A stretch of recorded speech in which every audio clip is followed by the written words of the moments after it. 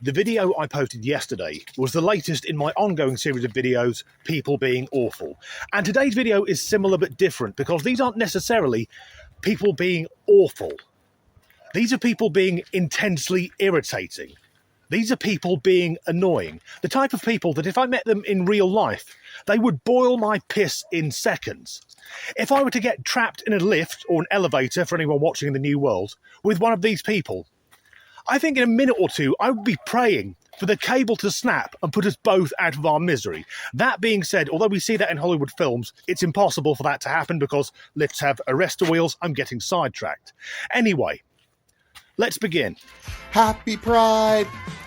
Here we have a non-binary, poly, spicy person out and about for everyone to see. Yippee! How many different labels does that man, because that's what he is, how many labels does he need? I don't know what a spice person is and I can't be asked to look it up. But he's got a beard. Does he not understand that if he's trying to be non-binary, only men have these and a few women in the Middle East? Whenever I'm asked why I have a beard, I quote the great Nick Offerman, I have a beard because I'm neither a woman nor a child. But one thing I don't believe is he says he's polyamorous. I think that's bullshit. I don't think there's one person who'd fuck him, let alone several. This video is for people who have the same amount of melanin in their skin as I do. If you are a person who's saying, I'm not racist, yes, you are. Every single person that has skin that looks like mine has benefited from systemic racism, has benefited from white privilege. Now, that doesn't mean that you're a white person who hasn't had a hard life. That's not what that means. It means the system wasn't set up to suppress you. It means the hardships in your life aren't because you're white. That's what that means. You might not be a person who uses racial slurs. Great. That doesn't mean you're not racist. Like, you've got more work to do. I am so fucking sick of the white privilege narrative. And people with white guilt lecturing everyone else. Because we live in the age of the diversity hire of DEI. A few years ago, the BBC were openly advertising for recruits provided they weren't the same colour as me. A whistleblower at the RAF recently revealed that in the Royal Air Force, people of colour, and I hate that term as well, were being fast-tracked into officer positions. And a couple of months ago, there was even a story about an American airline giving preferential treatment to applicants to train to be pilots if they weren't white. Now, when I get on an aeroplane, I don't give two shits what colour the pilot is. I want to know they can fly the fucking plane. Yet, there is so much projection coming from that woman, saying that everyone else is racist, and then she trips herself up by saying that the system is geared up for white people, because in effect that's saying that anyone who isn't white is unable to succeed if they don't have special help.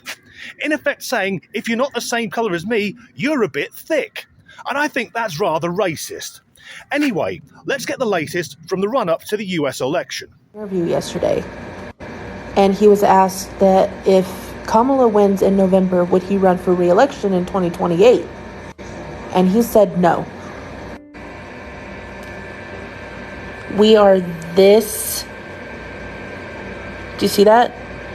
This fucking close with never having to hear from or deal with his orange ass ever, ever, ever again. This close. This close. Please, please, please vote. As a Brit, my opinion on the US election doesn't count for shit. Yet, despite the absolute shit show we've got in our parliament, I feel sorry for the Yanks, because Donald Trump, to me, speaks like a speak and spell machine that's become sentient. And Kamala Harris, every time she's asked a question, she avoids it and then just starts cackling like a deranged witch. Choosing between Trump and Harris must be like choosing which leg you want broken. Yet, as we saw with our rather rotund friend there, the amount of hatred coming from the apparently peaceful and accepting woke left is off the scale. I think it's now 3 assassination attempts on former President Trump. And every time the orange man doesn't get killed, they find loads of people, like our friend there, who has a problem with their weight. Because if you can't get all your face in the frame, that's an issue. People like her openly saying they wished he'd been murdered. How lovely. Yet, our large friend should worry about who becomes the president. Because if the war in the Middle East blows up and America gets drawn into it, maybe in the USA there'll be food rationing. Then she'll be fucked.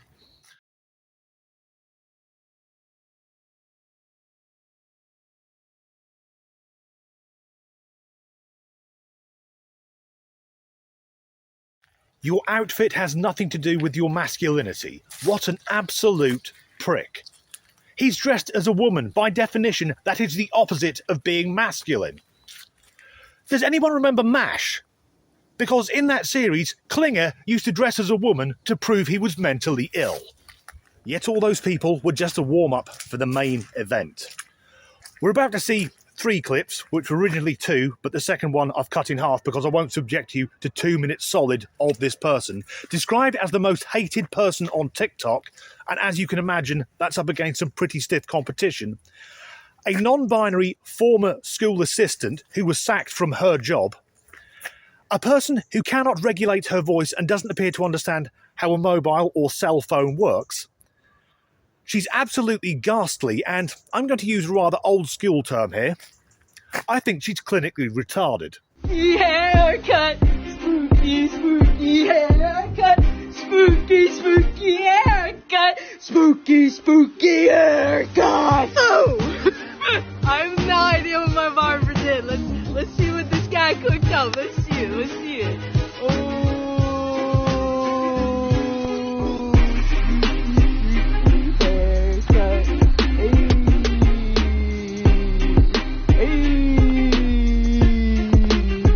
Now I got a spooky, spooky haircut. Who gives a fuck? That person is an adult. That is someone who can legally vote.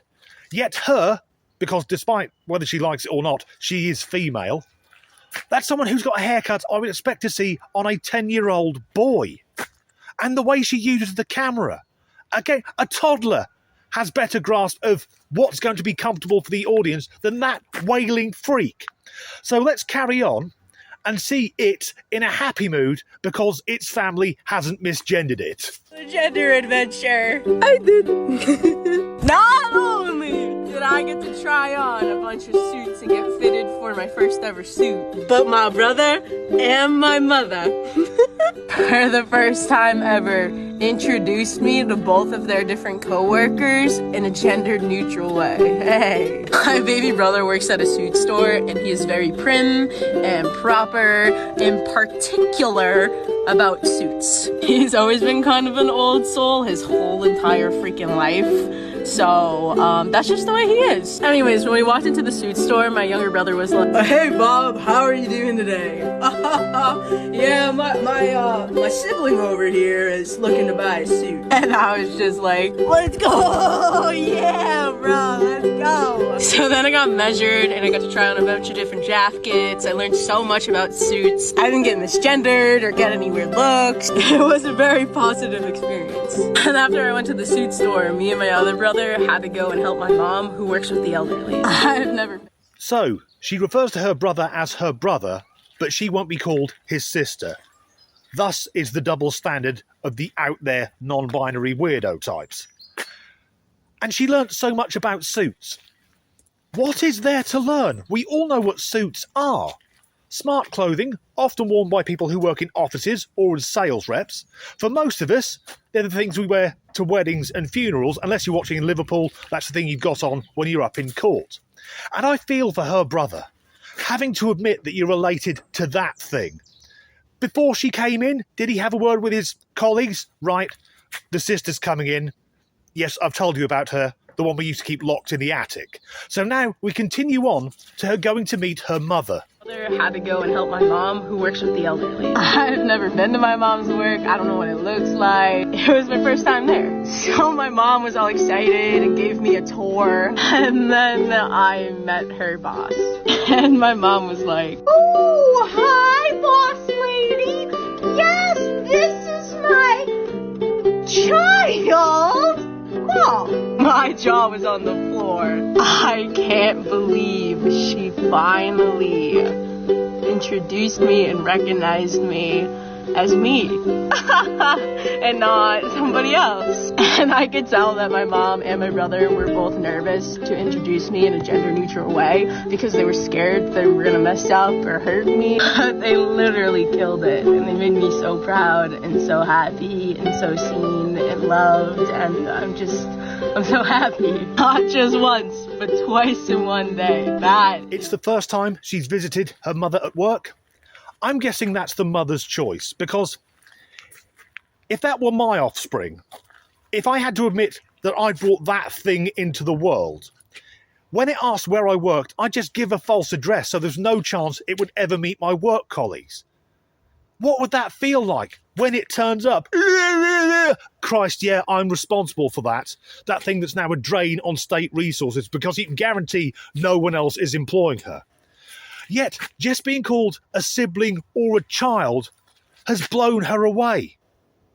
How shallow do you have to be?